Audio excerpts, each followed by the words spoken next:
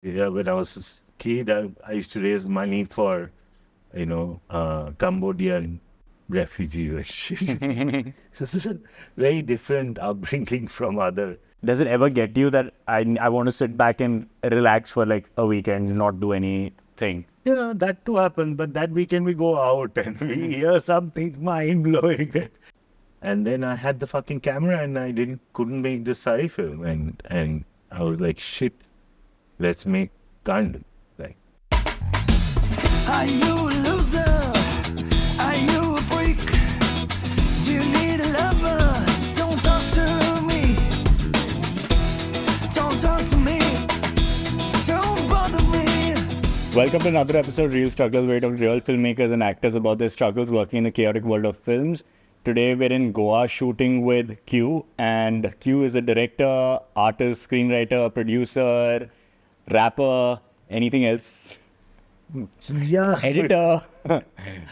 Yeah, one had to learn everything to be able to function because one couldn't get anybody to work with. So, therefore. So, I read your wiki, and that's kind of the only background I have about you. So, That's terrible because Wikipedia does not know shit about me. yeah, so it said that you worked in Sri Lanka, Maldives, and all kinds of places. Yeah, that part is true. Okay.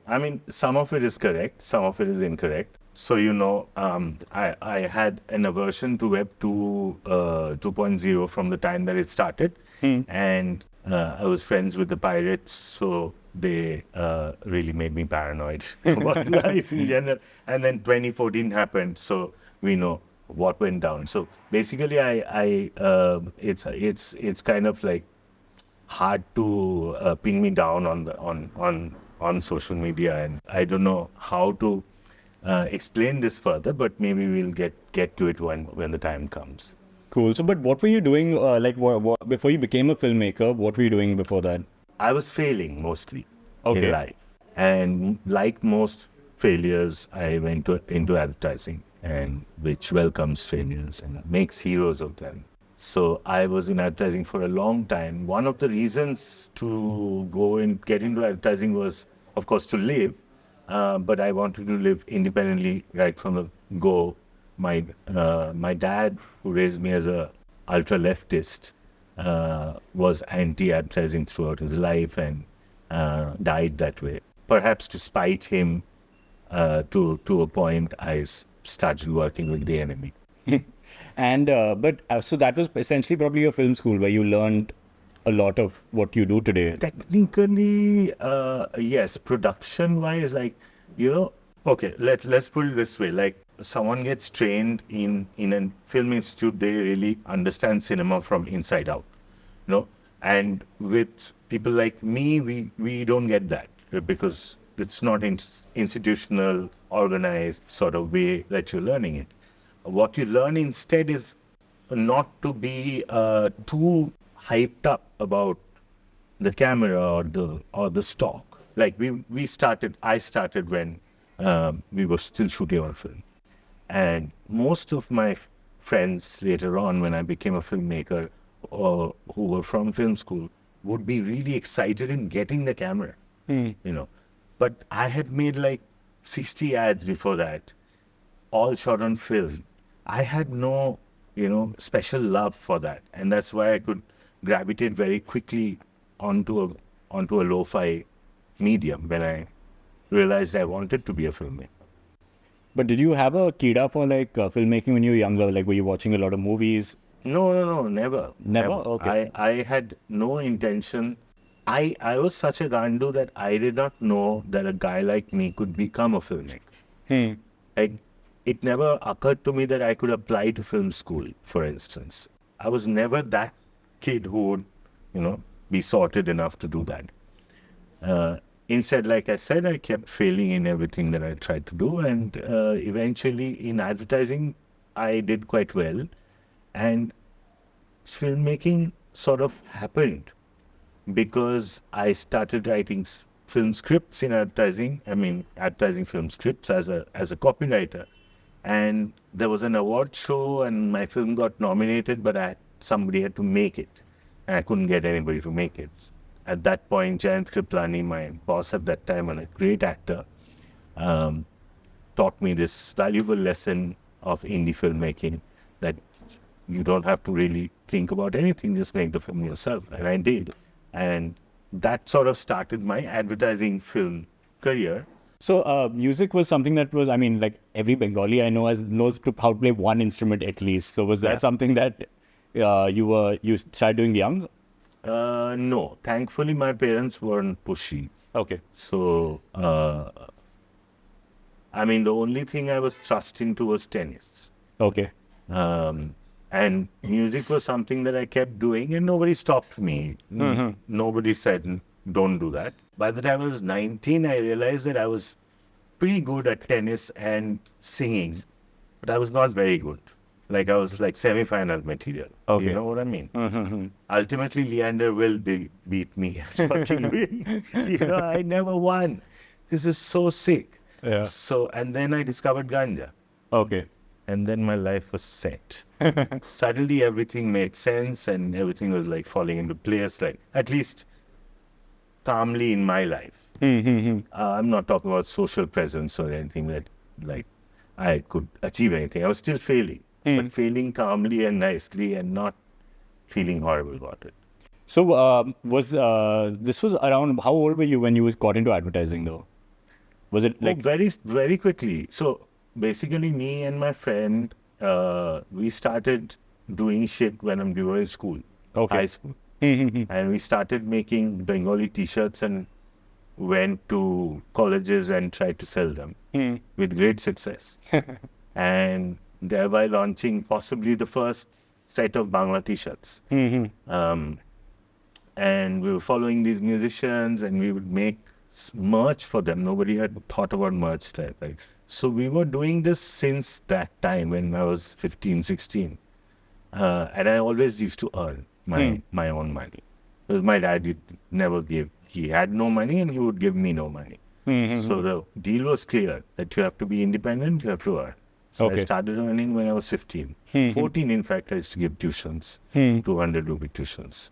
So that was a great training. So I could figure out a way to go get by. You know, I'm still getting by. So these t-shirts were designed by you or Yeah, like... my friend was the designer, I was a writer, and we used to sell it together. Okay, and so basically you always had an inclination towards things that involved like creating and... Yeah, creation was always there, and music was the big part of creation. Trying to form bands, and bands not working out, etc. And what were like your musical influences back then? So we were living in the like a spike in Bangla sort of pop culture at that time, and one guy called Shumon Chatterjee came into the scene and really shook us up. And he was like the Dylan of Kolkata type. Okay. With an acoustic guitar and lots of protest. He turned out to be a complete, like, hedonistic old man. But I was mesmerized by him, and I learned a lot from him. And I learned how not to do shit, mainly, and also the clear hunger for new things, which he stopped. Bengalis have this thing where they get stuck and then they don't look at the new, what can happen. That sort of evaporates after a certain point of time in life. That society does to us. But yeah, I mean, that time it was mostly Bangla. So I got into like Bangla original music, and that's when we discovered some bands from the 70s and 80s who were then had big impressions on me and my friends. And then there was Grateful Dead and So there were the jam rock bands. not jam, I would say progressive rock, Okay. trip music, trippy music. I was always into trippy music. Okay. People who were tripping, who were also doing music. They're not particularly music to trip on, Yeah. but you know, music that cannot be produced without tripping. Right. Yeah. And so filmmaking, the decision to quit advertising and become a filmmaker came because of what triggered you to want to make that jump? I watched Run Lola Run in a video store in Colombo. I mean, I found the VHS tape. I had a fucked up TV which I never used to use. I got a VCR and I popped it and ended up watching it that evening 3 times back to back, which means that I saw the story 9 times. And it's also quite critical to understand that I was a raver at that time, which means I was into electronic music and I was dancing constantly. I also had red hair, which drew me to that poster with the DVD cover, the VHS cover. And everything sort of came together. It had the music that I was listening to. In fact, a version of that German techno that I hadn't heard before. Fucking banging. This girl I was in love with, Franca Potente, she ran throughout the fucking film. Okay? And it was brilliantly made. It was suddenly I realized, oh shit, I can do this. This is totally up my alley. I think, I know, this is really getting the juices out. And then I embarked on this sort of self-learning session, if you may, of watching. And I fucking watched. And that video parlor was great. It was like a lot of filmmakers have learned from video parlors. So sad that the video parlor is not there anymore and we have to depend on Netflix, which is a shit place to learn, if you ask me. Because you're never surprised. You will surprise yourself in a video parlor by picking something that you never pick. And the time that you spend with that, with those labels and the images, very critical. So, and soon the Japanese-Korean explosion reached us through Tartan Extreme Films, London-based distribution company, which changed the game. And I met my dad, Takashi Miike. Self-learning session, if you may, of watching. But how did you fund your first film? I didn't fund anything. You just made it? Yeah, we made it somehow. But camera, how did you get access to all this gear that you needed? No, so we had all that to see. Well, I already had a hit documentary film, Love in India, which I had already made, and it was India's first big co-production. It sold in 14 countries. It was very good. And how did you get that to happen though? Love in India. So that was a long process. I was talking to you about Shamal Kormukar, who was one of my mentors and gurus. Kick-ass filmmaker himself and an editor, who convinced me to come to this thing called Dockage in Calcutta. That was happening for the second year. I had no idea. European broadcasters would come down and host workshops and tell you how to pitch and produce documentaries for the world. How do you do it? Through international co-productions. So they were basically propagating this idea, and Dockage was sort of a landing spot. It used to happen at SRFTI. It made many filmmakers, actually, the process of Dockage. Really cool filmmakers came out of that process, including me. I'm not saying I'm cool, but I am. But fact was that none of us knew that, okay, so actually people are interested in good films. So I have to actually think harder. Here we were like diluting ourselves to meet the, funding specifications. Here suddenly we are asked to not do that, instead do the other. So I said, yeah, man, then I want to know about love. What the fuck is love? And I did this pitch where I had no material, nothing, zero. And I just said, I wanted to roam around the whole country trying to understand why people say that they understand what fuck love is when they don't. And nobody could tell me. So why are they pretending? And that was the beginning. It took 5 years for that film to be made. And that was my master's in filming, which is which helped me be a producer. Of what does a producer do? How does a producer work at making a film that is impossible to make? And that can't be the filmmaker. It has to be the producer. Right, yeah. And the producer does not fund. The producer makes it happen somehow. Yeah. And that golden lesson that I learned, I immediately applied it to fiction, because after the success of Love in India, I was working on another documentary which was supposed to be the next big thing called Sari. And It's a short film though. No, eventually I shot for 7 years. Oh. And I could not finish the film Okay. for various reasons, but it was just super difficult. And finally, there was this short called Sari Man, which was commissioned, but I'm sitting on 7 years of data, basically. I shot all over Bengal, India, Bangladesh, Sri Lanka, every Sari center. And there's a lot of interesting footage. Anyway, so that was happening, and then it got fucked. Like, I got jacked like mad. And what happened was so interesting and ironic and funny that me and my co-writer Surajit Sen was sitting one day and trying to understand whether we were the bigger Gandus, or was the person who did it was a bigger Gandu, or the system is a bigger Gandu that is making small Gandus out of us. And then we realized that, oh fuck, we are bankrupt. Now what to do? Make a film with what you have. So you spent your own personal money to make Sari? I had, no, Sari was being funded. Okay. Sari was pretty much on, we had bought the first 70 in India. We already had everything else. And I wanted the DSLR to shoot Sari because, intricate, shallow depth of field. Those things which were unheard of back then. And then I had the fucking camera and I couldn't make the Sari film. And I was like, shit, let's make Gandu. Right?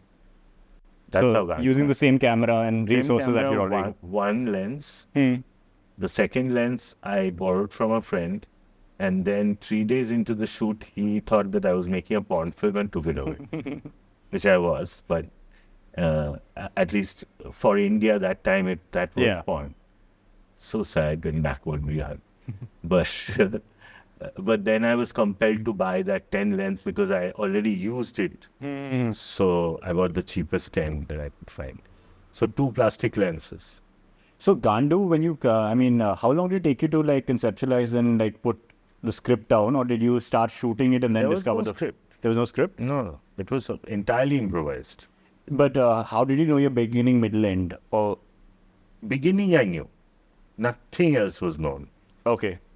And the end to this day, I don't think anyone knows how Gandu ended. How did Gandu end? I mean, he finds success. That's totally false because he actually dies at the end. But he does like win that thing, right? Yeah, so that's the interesting part where I should talk about a little bit about the 4-act structure. So I was always drawn to this thing that what is happening? Why are Western filmmakers like Tom Ticker, who I love, or anyone else like Herzog, Jodorowsky, when I'm watching their films, why is it feeling different? And then I realized that they were not adhering principally to the 3-act structure. And that led me to understand why I was liking Japanese and Korean films so much. Because they were not 3-act structure, they were 4-act structure. And this structure was called Kishoten Ketsu. Kishoten Ketsu is an ancient structure which was followed by most of the Asian storytelling forms. And they were doing different kinds of things in China or in Japan or in Korea or even in India. Natya Shastra uses both the formats, though 4-act structure is quite commonly used but our mythical structure is even more complex than that. So in a film dynamic, if you want to tell a story, and in a Western form of the story, you have to stay with the protagonist, and that is the story that you will tell. The protagonist will have a problem, and then either the problem will be solved or left unresolved. So I was not fine with the structure. So in Gandu, I tried this out.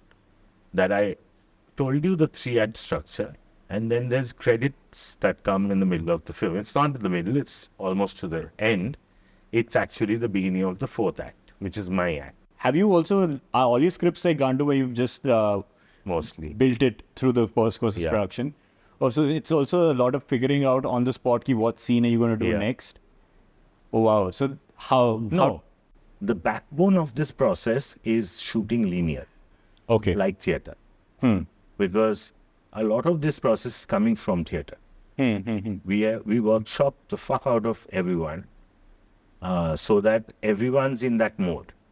Okay. Once you have everyone in the mode, then you start shooting and you're starting the story, and you have some points that like most of the times I didn't know the end, because my first phase, which is the first, it's like 2009 to 2019, that time it was all about expression and how I could break the molds of storytelling that I know occurs around me. Now it's a different story. I've moved on to because now the story has to work in a very different way.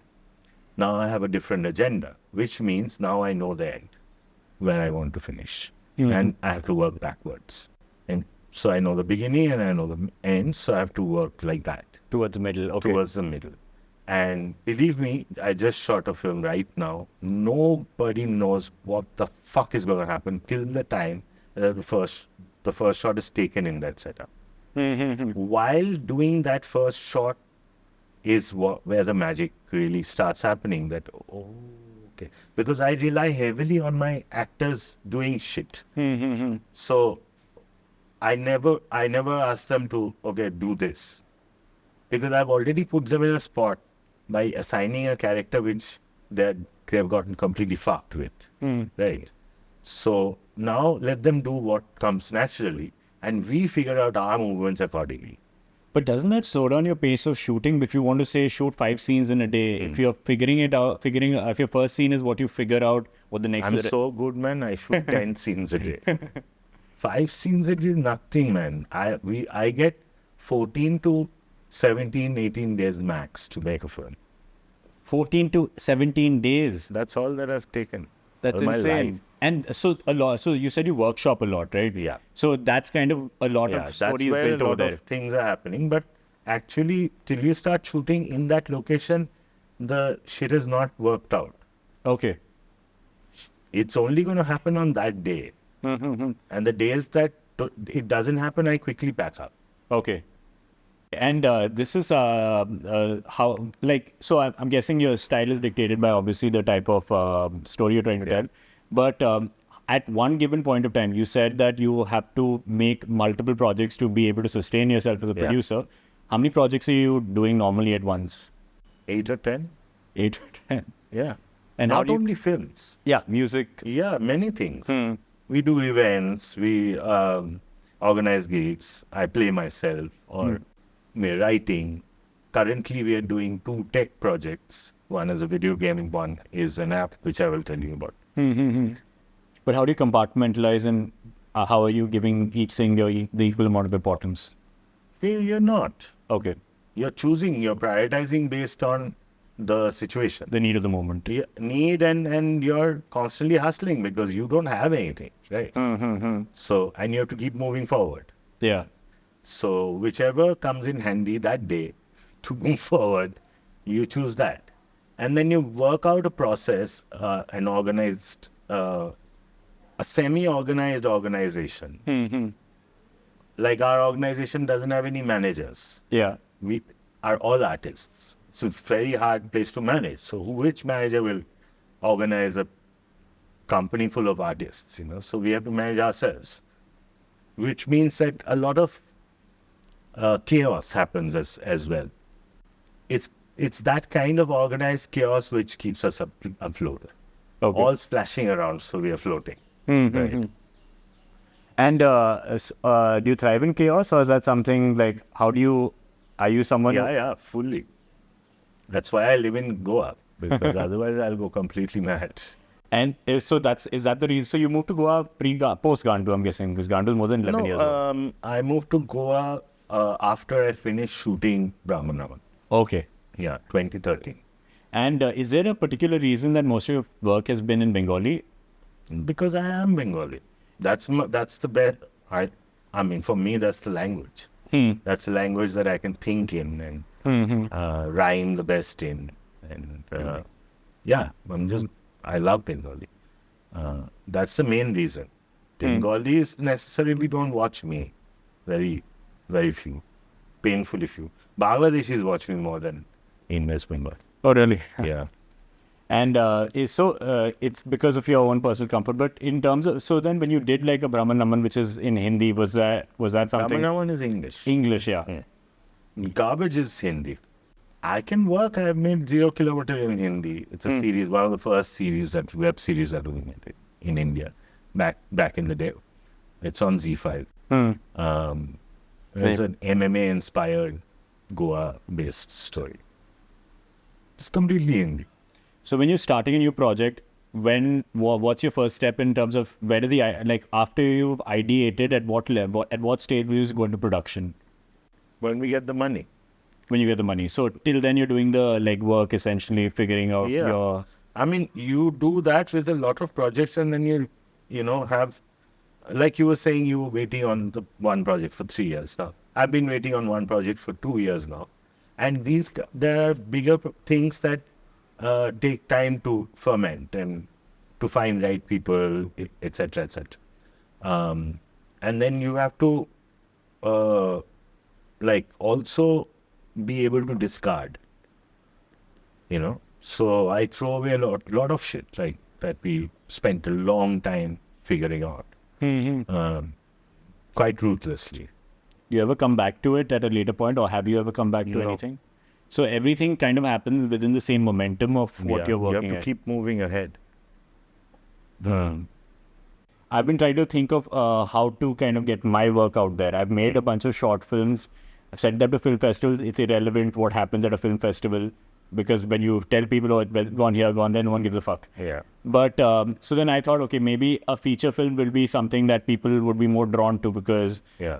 So I've ideated, I've written down a script, figured out what I want to say, but I've always kind of lacked the assurance that, is my story making sense? Is this, because I think also to a certain extent, with the more you read about film literature, you kind of get, I don't know, like accustomed to, like you said, the 3-act structure, or like the 15-point beat sheet, or things like that. So when you started breaking away from conventional storytelling, how did you know what your structure was? I think I just followed some people that I really liked and tried to dissect their work and see why I was liking it. I think that's the only way that you can actually make sense of this, because otherwise who will tell you? How will you find your beat, right? Yeah. Which is something that I find very difficult to break away from. I think it's our conditioning, or how we are, the environment we work in.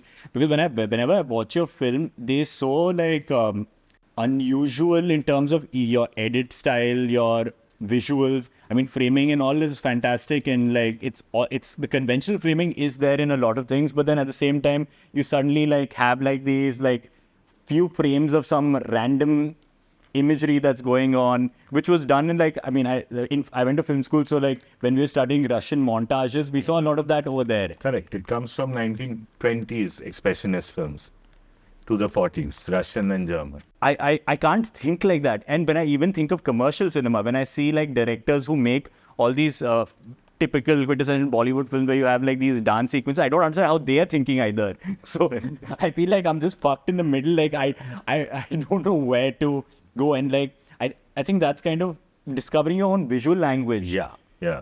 Also, I think you've worked with Nagesh, who's a legend and a legit OG. I watched Hyderabad Blues before I decided to be a filmmaker. So I didn't watch it from that lens that I would have watched it. Much later, I've met him only once, but very, very nice character, and the sort of guy he is, the pleasantness of his filmmaking style, his visual language. You've worked with him for so long. It's so simple. Yeah. It's dude, That's so simple, you know. And it's not simple like, oh, acha baitha diya. No, it's like heartfelt simple. Yeah. Like that's the simplest frame that this frame could have had. Yes, correct. You know, that kind of feeling that you get from, or for me, I'm always trying to, because my brain is twisted, I'm always coming up with, and that sort of reflects who you are, what character you are. I think one of the key things for the artist to emerge in you is for you to form that character. Who are you? A chutia, a lumpen, a motherfucker, a really cool dude, or what? I have no idea who I am. So I think that's probably my biggest problem, because especially when I try to tell stories that I find interesting in the point of a log line, when I'm trying to put myself, because a lot of what people write, I'm sure you also do it, because I think you've said this also in interviews, that a lot of the things you write come from personal. Yeah, where else would you learn from? Yes, but when you're trying to tell a story about something that is completely Out of your bounds. out of your bounds, how do you kind of get your own truth into it? So don't do that. No good filmmaker does that ever in their first 5 years of existence. Yeah. You Tell something. stay close to what you know, man. Okay. Make a film about your mom. If you, you know what I mean? Yeah. Stay true to what you know, because that's where you'll be able to tell a story that will be compelling. Only after you hone your skills and you're like, okay, technically now proficient in storytelling, then you get into the objective zone. Objective zone is super difficult. Or you're like a born Bollywood filmmaker who sees everything objectively, like everything is like that. Yeah. That's a different story altogether. But I don't know any good filmmaker who didn't do that. Just stuck to that thing, what you know. I'm a punk, let's make a punk film. We are very far away. Yeah. You saw it. Yeah. You did not know punk. You don't know anarchist. You don't know hip hop. Why did you watch? Because it was so true. Because I really believe in those things. So it works somehow. Even if you don't understand, it still fucking works somehow. It's magical. It's really cool. And the spectacular thing is getting lost in our time in all this frivolous nonsense we call content. And do you think, how do you think content has evolved in terms of what you are making today from what you were making 10 years ago? I don't think I can call my work content, because I think creation and content are different. Okay. Content is generation of Blind consumption. okay, I'm not going to say it like that. Yes, obviously, but I'm just saying the content are like fillers. Okay. You know, it's basically if content is being thrust inside the space which was reserved for the comma or the semicolon in a line. You know, it's not the line, it's not the sentence, it's the vacuum between the letters. That's what content is, and creation are the letters. Are both not important? Of course they are. Without the vacuum, the sentence wouldn't make sense, right? But did you ever have that? Like, did you ever feel like what you're like, I need to reevaluate everything in life because I don't know where I'm going, or like, what the fuck do I do next? Like, are these questions that you asked yourself? Very early, I think. Okay. Very early, but not really. I'm fairly, what they call a dopamine fiend. I have extra dopamine, I think, in my body. That shit didn't happen to me, thankfully. And my father died of depression, so I know depression firsthand. So there's a lot of depression in Calcutta and in Indian cities. But yeah, I mean, I complain because I'm from there. But if you're from UP, I'm so sorry about you. You know, it's sad. But yeah, I'm lucky I'm Bengali that way. And I sort of started sliding out of that really early when I realized that, maybe not realize, or quickly flee. You know. So some instinct drove me away from that, and therefore I'm lucky that I survived, and I don't have that. So are you are you the type of person who needs to always be doing something? Yes, I'm doing 18 hours a day, man. 7 days a week. And Never stopping. Does it ever get you that I want to sit back and relax for like a weekend, not do anything? Yeah, that too happened. But that weekend we go out and we hear something mind-blowing. So the weekend also draws inspiration for the next Yeah. week then. Yeah, something or the other happens. Or we go to this Goa is so good. We can be with nature. We can do we can go to a gig which is great. We can go to an exhibition which is stunning. We could go to a festival which for 2 days.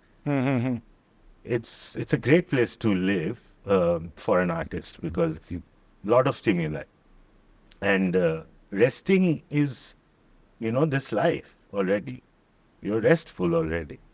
Living in Goa kind of Yeah. is already gives you that. You have cats, you look at them, they're not doing anything. Yeah. So for a person like me who's super hyper, Goa sort of calms me down a little and gets me to, reflect rather than constantly do shit. So I'm actually the complete opposite because when I moved to Bombay, I found it all too fast. I grew up in Hyderabad and most people I know get to work at 11 a.m. or 10 a.m. late, like earliest. In Bombay, people are leaving for work at 7:30 more. Yeah. I mean, we are like that in Calcutta. But we are otherwise hectic, like emotionally hectic. Physically, we're very laid back but fucking emotionally, the whole race is in a very violent zone. Yeah. I mean, every Bengali I know is first of all, an economic genius. I went to business school. Oh. So the only kids who got into economics and finance in my college were Bengali. Bengalis. Yeah, and I mean, they would do everything, but then they were just like so in tune with what they were studying. Like they would do whatever we were doing. They would be out 18 hours partying, and the next day they would be the ones topping the exam. I say, how the fuck do you guys even do it? Like I think they're built from a different DNA. They all either paint or they all like it's like, Yeah, I think definitely the Bengali culture is Bengali scene, because it was so open and liberal and everyone put their kids through like different sorts of exercises which made them fluid and more interesting than the others, like North India, for instance, which was very, very patriarchal. We didn't have that pressure. Instead, I just feel like what to do now. But when do you think this thing came into Bengali culture? Like, where, I mean, like, it is one of the few non-patriarchal societies that way, right? Yeah, because the most damage to patriarchy in Bengal was caused by Nityananda, who was a disciple of Sri Chaitanya. This culture of Krishna worshippers who are gender fluid and are into love. So the first sort of love preachers, they came from Orissa to Bengal in a big way and affected Bengal in a huge way, and Vaishnavas. So a lot of pre-Brahmin sort of mystic scene started changing into a Vaishnavya scene. Also, the hegemony of Aryan Brahminism wasn't so strong in Bengal because we had lots of cults, and these spiritual cults all had their own shit going on, very deep shit. So nobody could be like, put aside, like the Shaktas who were Shakti worshippers, the Shaivites who were the Shiva worshippers, the Fakirs who came from Persia all the way, and the Tibetan monks who fled Tibet. So 4 of these, and then Vaishnavas. 5 seriously influential cults resulted in a lack of formation of the kind of stereotypical Brahminism that you see in other parts of the country, in Bengal, parts of Bihar, Orissa, and parts of Assam. So was this caste thing something that you were exposed to at an early age? Or Caste? like Brahmin, all these different elements? Oh yeah, because I was raised to be a communist by my dad. So I learned about casteism and racism and social hierarchy and capitalism Very young. between the age of 4 and 10. So by 10, you'd already finished Karl Marx. I had no idea who Mickey Mouse was because American things were not allowed in our house. Okay. There was no Bollywood allowed. So my mom and her cousins would watch matinee shows and take me along because I would tell dad, so that was the pact. Yeah. So that's how I got to know that there was something called Hindi films. Yeah. Though we couldn't talk about it inside the house. Because dad was like embargo on talking about any of these sad shit. Having said that, he was a big fan of Bimar Rai Guru's brand of cinema, Okay. 60s socialist films, Okay. 60s, 70s. Then that sort of dissolved. Yeah. With Last with was Guru Dutt. Rishikesh Mukherjee Bas Chatterjee, Okay. who were making everyday stories about normal people. So that was my background. So I knew about these things. I would like talk in school and people would be like, what the fuck is he talking about? What is this shit? Yeah, I mean, I was raising, when I was a kid, I used to raise money for, Cambodian refugees and shit. This is a very different upbringing from other, my friends even, who did not do these things. Is this a lot of, I mean, like your films are also like have elements of all of this. Like take Gandu, for example. Like Gandu is like the opposite of what a film is. Like you said, like some of your films, like you don't know if it's a documentary, you don't know if it's fiction. So is this the, like, I mean, you think that your films are influencing people into thinking a certain way, or you have no intention of doing that?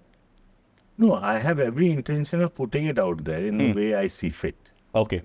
But how people imbibe it is Not yours. not.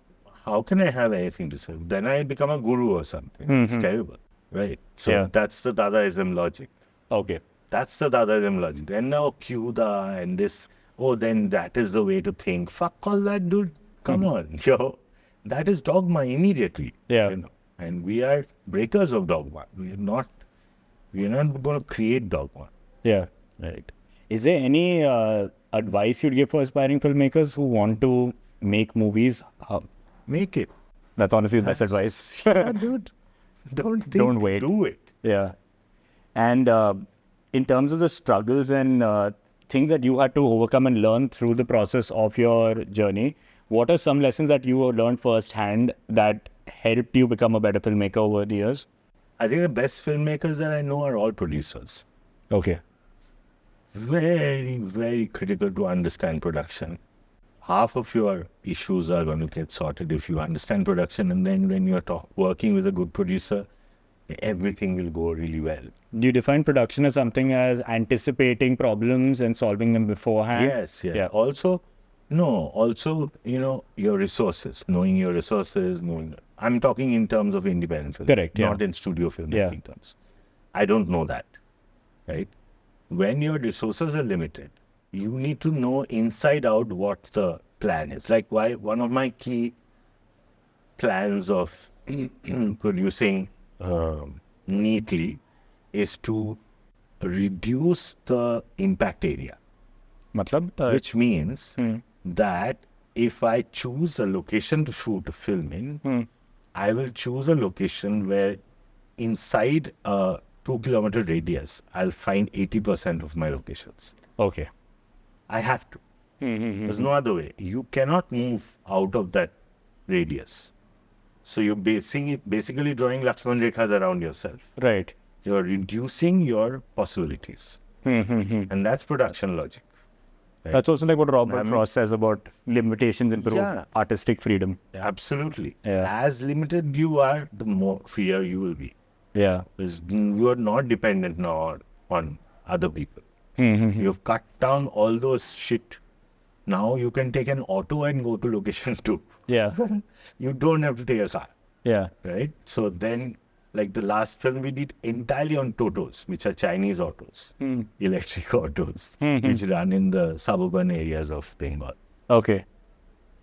And our production vehicles were those because they're super quick and effective. They're getting into the small lanes. You're not getting all the gear shit were loaded into Totos and taken instead of getting trucks or Yeah. vans or Light vans and Yeah. all that. So So reduce the taam-jam and shoot in a Yeah. small radius in a way. Yeah, and give time to the actual thing, which is what the actor is doing in front of the camera. Otherwise, you're spending, out of the 8 hours, you're spending 6 hours on setting up, 1 hour on going and coming, and you're giving 15 to 20 minutes to, if you count, if you know you've been a first steady, take a stock of the okay takes of the day. Yeah. How much film time will you get? On an average. Not even one SD card. Not even one card. One a day. card. So one card, 1/3 maybe of the day. right. On a good day. Good, great. Oh, yeah. 1/3, that's Yeah. a good ratio. Yeah, but so you're basically, how much time have you spent on that? On the on getting the okay takes? You know, how much time are you giving the actor to keep Explore. doing shit, explore other things, and and you've given yourself. Yeah. Because the next shot, next setup, next, wo bhi hai. Like I'm saying, I normally shoot 9 to 10 scenes a day. Now, if you do that, then how much time are you giving each scene? That 1 hour, or that. So if you are a setup where there are 4 scenes, then that's great. Now you have some leeway. But if you're changing every time, that's very tough. Yeah. Which is why you need to limit your radius. Then you won't change. You won't shift your entire setup again to another location far away or some shit like that. So avoid those kind of things. Yeah, I mean, understand production and then this target audience thing, which is not the studio form. I'm talking about the manga artist form. Okay. Who's your target audience? Who's going to read your comic? Is it your mom? Then call all your mom's friends for a tea party. Yeah. Convince them to buy. If it's not my mom, like I realize I'm not telling for anyone's mom. So who's my audience? My audience is Neil.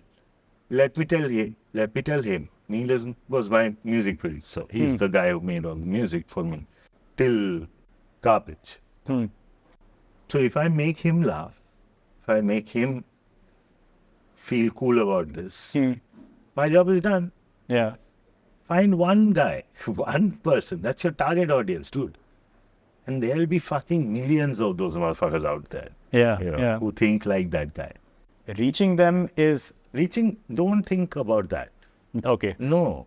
No? Okay. Find 30 of them, one each day. Right. And consolidate. Can you give me an your example how you did it? Like find your audience that way? I haven't. As I'm telling you, I'm telling myself. Okay. Because I was averse to Web 2.0. So over the last 2 years, I have been building my own protocol. And that is going to be my experiment to see if I can work this.